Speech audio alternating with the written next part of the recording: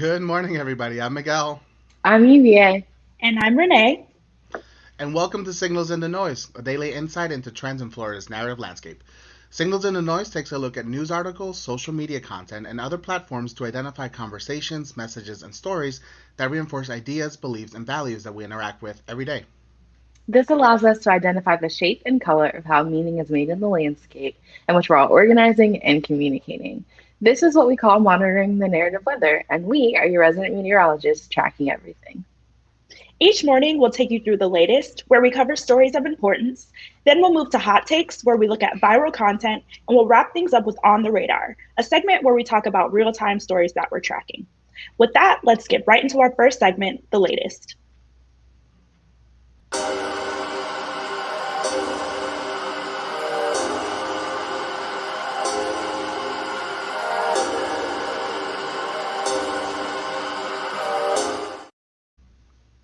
In the conversation around voter security, one of the topics gaining traction is how Florida election officials are flagging ballots for rejection at rates that disproportionately affect Black and Latinx young people in communities in Florida. As of October 22nd, more than 3.2 million Floridians had cast mail in ballots, and according to numbers from official statewide data, 15,000 of those ballots face potential rejection notices. The ballots are getting flagged for a myriad of reasons, including missing signatures, misspelled and mismatched names, and even the issues with the return envelope. Mm.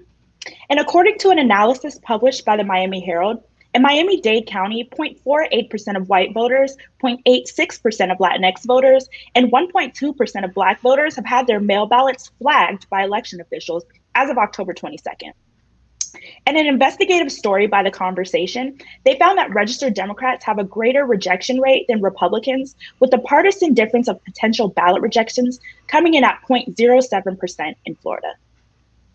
With over 2 million Floridians still waiting to cast their vote, the rejection rate of ballots in the state could easily surpass 15,000, which in a close election year could make all the difference in the world and would further reinforce voter disenfranchisement for communities of color. Again, anybody remember 2000? Oof, don't we all? Sadly. With some polls indicating Black and Latinx voters may favor Biden over Trump, I wonder if this is one of the reasons the GOP is invested in making sure that voter disenfranchisement is still a thing in Florida. Mm-hmm. And this is where ballot curing can come into effect. For folks unfamiliar with the term, ballot curing is the process of essentially fixing any mistakes on mail in ballots that may otherwise cause them to be rejected. Florida is one of 18 states where election officials are required to inform voters if their mail in ballots have errors, but it can take a few days. Once informed, Floridians can cure their ballots simply by filling out and returning an affidavit along with a copy of an ID, such as a driver's license, which overall sounds like a great process and one that allows for full democratic participation. Wait, that's what that is? The name ballot curing makes it sound so ominous. Like, It can does. we call it Yeah. something better, maybe? I mean, it's literally just making sure that everyone's vote and their voice is heard. I agree 100% EVA. It's super important to note, though, that Floridians only have until 5 p.m. on the second day after the election to submit their cure affidavit. Oof, that's good to know. That's good to know, Renee. Also, y'all, remember how we mentioned yesterday in yesterday's episode about the potential of voting machines being hacked and how Florida is one of several states that has ignored election security experts? Mm. Well, guess which governor got their voter registration information changed by a hacker? Let me guess. It rhymes with Pasantis. Boy. Anthony Stevens Guevara, a 20-year-old Naples man, was arrested for allegedly changing Governor DeSantis' address to show he lived on Pretty Lane, West Palm Beach, which is cute, but he doesn't live there, y'all, in the voter registration database on October 28th. Preliminary investigations are pointing to the hack via a spoofed IP address. Guevara also allegedly accessed voter information for Senator Rick Scott, as well as several celebrities, including Michael Jordan and LeBron James, but he only changed DeSantis' address. I Mm. think Florida election officials should really take a look at those rejected security recommendations, but maybe that's just me. Honestly, all of this kind of makes my head hurt. I mean, we have the whole story from yesterday's episode that the Trump and his cronies are spinning about the need to Mhm. protect democracy and that the villains are us, black and brown people. And the way they constructed the story calls on quote unquote protectors of democracy or white dudes with guns to show up at the polls with guns. And here we have facts, pure facts, that the real danger to democracy is plugging in a modem when you shouldn't. If we keep learning the same lessons that moving, compelling stories tied to deeper narratives beat out facts every day on the day. Yeah, agreed. Absolutely. Also, it looks like the candidates of both the Republican and Democratic parties are going to be in Tampa today. While the Biden campaign has yet to release details of where he'll make an appearance, you can bet we'll be tracking what both candidates say to Floridians and to see if it sparks any additional conversations on the ground. With that, let's move into our next segment, Hot Takes.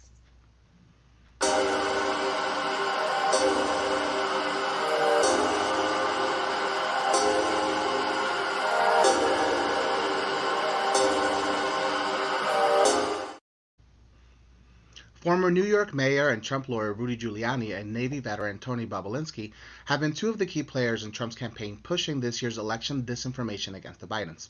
The MAGA train continues their scramble trying to get news outlets to take the bait on Hunter Biden's alleged business dealings with China and Ukraine or false claims on pedophilia. But it hasn't landed the same way that Russia's election meddling and disinformation campaign did back in 2016. You know you're in trouble when those shows on Fox won't engage with it. That is unless you're Tucker Carlson. He always Mm-hmm. does. However, anti Biden disinformation continues to saturate the right wing media like Breitbart, the Gateway Pundit, the Daily Mail, and the Daily Caller, and through right wing influencers on Facebook and Twitter. This is part of the attacks from the right against the legitimacy of this election, last minute tinkering with election process, and disinformation that works to suppress the vote. Mm. And has anyone checked on Rudy Giuliani since Borat 2 came out? Anybody? No. My guess. I haven't checked on him, no. No. Okay. My guess is that no one has. So the hashtags Bobby Linsky, Biden crime family, rigged election, and enemy of the people have trended on and off in this conversation on the elections on both Twitter and Instagram. These hashtags follow Bobby Linsky's appearance on Tucker Carlson on October 27th. As his interview continued to push anti-Biden disinformation, he also threw bait for the QAnon faithful, who clearly lapped it up, according to researcher Travis View, co-host of the QAnon Anonymous podcast. QAnon Anonymous, say that 3 times fast. Right. We also expect that this story will continue to evolve from fringe conversations on message boards to members of the conspiratorial wings of the Republican Party, like Representative Jim Jordan from Ohio, to right-wing Latinx Facebook pages targeting Cubans and Venezuelans in Florida, such as Hora Cero News, Doble Derecha, Free State with Alex, Latinos for Trump, and Cubanos por el Mundo, to name a few. We believe that these pages will increase their content creation by elevating the false claim that Biden is the quote-unquote spy chief of China or the quote puppet of China, and continue their anti-communist and anti-socialist message with anti-Chinese xenophobia, which is something folks on the ground report are the frames that peel off Cuban and Venezuelan communities. Yep. And on the topic of disinformation, we spotted a tweet on October 26th that claimed the phrase "change my vote" was trending across battleground states after last week's presidential debate. Because we've been tracking the possibility of this claim making the rounds in Florida, we weren't surprised to see it come up in conversations around the election. Mm-hmm. And a popular post by local news outlet West 2 News uplifted the claim that the phrase "change my vote" was trending from Trump himself. And in conversations on this news story, we see Floridians uplifting the idea that he's desperately trying to win the re-election to avoid prison, sharing pro-Biden messages, referring to Trump as a dictator, and both voting resources and misinformation about mailing in ballots this close to an election. It's really too late to do that, y'all. Please just mask up and drop off your ballots in person. Yes. Mask up. We also believe it is worth inoculating any false claims that a person can change their vote in Florida once it's counted, like Fox News 29 has reported, and work with supervisors of elections to inform them that they will likely see an uptick of disgruntled voters requesting to change their already cast ballots. We also believe the right will use the confusing language around ballot curing to legitimize voters requesting to change their votes. I mean, we know you know, and we know, but we just got to say it. Ballot curing and changing an already accepted ballot are not the same thing, y'all. They're not. Yes, just internalize that statement as we move forward. Under Trump's tweet on changing ballots, we spotted an account claiming to help voters learn how to change their votes after they cast them in the mail. You know, like when you have buyer's remorse. The suspicious account is named @same. I'm really scared to ask, but what do you mean by suspicious? And scared you should be, Renee. we thought their 24-minute long Medium post was already funny looking, so we went over to their Facebook profile, and the number they have listed has an 813 area code, which tracks to Tampa. When looking further into it, we were unsure who was behind @same, and regardless who it is, they're acting as a chaos agent, promoting disinformation, while advancing a narrative that people really do want to vote for Trump, even when they already voted for Biden. I smell cap, but I also love the little bit of investigative journalism that happened here. As do I. Call me the mystery machine, and I got Scooby with me. Because Trump will be on the ground in Tampa this week, we believe he'll try to sow disinformation on the topic of changing a vote on already casted ballots in Florida. In addition to more disinformation on the Biden family, this has already been viewed as a voter intimidation tactic by a bunch of organizers on the ground. Yeah, and as we mentioned, Biden will also be in Florida at the same time as Trump, following Obama's trail across the state. Hashtags DemCastFL, Florida for Biden, and Obama and FL are three of the most used hashtags on Twitter and Instagram. Conversations about Obama campaigning for Biden across the state have been met by different messages. Some Black men in Florida are continuing to succumb to Brexit talking points about not owing the Democratic Party their vote, while others are following the leadership of Black men like Representative Shervin Jones from West Park and rapper and activist Common. Yep, and activist Philip Agnew's group Black Men Build is running targeted ads on TV, Hulu, and Spotify, supplemented by mailers and organizers on the ground. The message is geared toward Black men who feel largely ignored by both political parties. Some of the narratives that are working to persuade Black men to vote are the following. Voting is the process that we can all play a part in to make change in our communities. Instead of talking about what they're against, posing the question about what they're willing to fight for and how they're willing to show up to be the best that they can be for themselves, their families, their communities. And lastly, messages that center building community because we got us, and like our lives, our voices matter too. Heard. We also think the GOTV strategy is working too.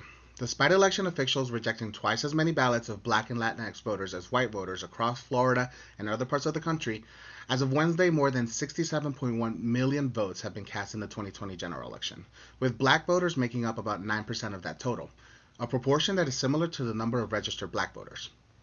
We think we can safely attribute this to the ongoing and long-term grassroots organizing efforts, like Social the Polls, rallies, digital campaigns under the hashtag Black Votes Matter and Black Voters Matter, and the promoting of educational material that has stressed voting early either in person or by mail, and not to mention the researching Black Lives Matter movement moment that we're in.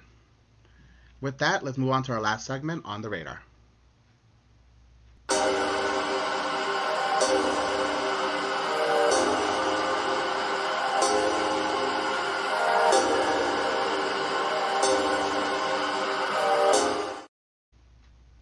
We're tracking stories and conversations on the role of military votes and potential peel-off, especially for surface men and women of color.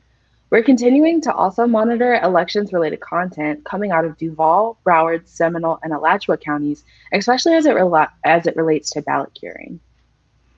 We're also monitoring stories and conversations focusing on rural Floridians after the Trump administration announced they would be investing $891 million in rural wastewater infrastructure across 43 states, including Florida, and as news circulates about hospitals closing affecting rural populations and medical access during the pandemic. And because both Trump and Biden are in Florida campaigning this week, we'll be monitoring conversations about the COVID crisis and how both presidential candidates discuss their wins, because the White House claims that the administration ended the pandemic. I don't know where they live. What universe is this? Is it this Earth or is it a relative Earth? Oh my gosh, I don't know. We're also watching proposals for the next 4 years as it relates to the Affordable Care Act. Oh, wow, that's a lot. But also, we're in the final stretch, y'all. We're almost there. And Florida, you're crushing it when it comes to the polls. How many days are left? I I've lost count, but it is on Tuesday. I just know that. I'm unsure of what day it is. I think it's 5. Yeah, I think so. Well, that's all for us this morning, everyone. Thanks for tuning in to Signals in the Noise. Have a great rest of your day. Bye. Bye. See ya.